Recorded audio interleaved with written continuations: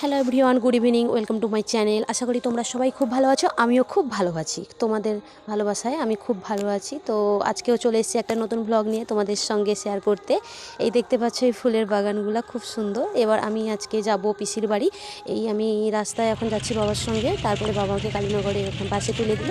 তারপরে বাসটা এখন এই জায়গাটা, এই লোকেশানটা আশা করি কাঁথি বাইপাস, দীঘা বাইপাস, এটা দিয়ে যাচ্ছিলাম। তারপরে দীঘা বাইপাস দিয়ে যেতে যেতে এই ভিডিওটা করেছি। আর আমি মেন লোকেশান যেখানে আমি থামবো সেটা হলো সাপুয়াতে আমি নামবো পিসির বাড়ি দিয়ে। তারপরে এই মিষ্টি কিনে নিলাম পিসির বাড়িতে যাওয়ার জন্য। এখানে জিলাপি বানাচ্ছিল, ওটাও তোমাদের সঙ্গে শেয়ার করলাম।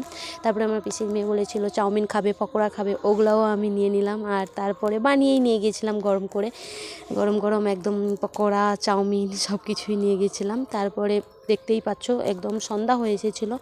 তারপরে আমাকে যেতেও হবে, তাই তাড়া ছিল, খুব তাড়াতাড়ি করে বানাতে বলেছিলাম। লোকটাকে খুব তাড়া দিচ্ছিলাম, বলছি কাকু তাড়াতাড়ি বানাও, আমাকে যেতে হবে, সন্ধ্যা হচ্ছে। আমি একা, যেহেতু বাবার সঙ্গে নেই, কেউ নেই, তাই আমাকে একা তো যেতে হবে, তাই খুব তাড়া দিচ্ছিলাম।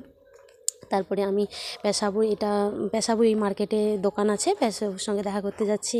এই পেশাবুর চালের দোকান দিয়ে পেশাবুকে বলবো যে আমাকে টোটোতে তুলে দাও। পিসিমণি বলেছিল টোটোতে তুলে দিতে, তাই পেশাবু টোটোতেই তুলে দিল। এরপর আমি বাড়ি পৌঁছে তোমাদের সঙ্গে দেখাবো কিসের জন্য আমি পিসির বাড়ি এসেছি। মেন উদ্দেশ্যটা হলো আমি পিঠে খাবো। আমি পিঠে খাওয়ার জন্য পিসির বাড়িতে এসেছি।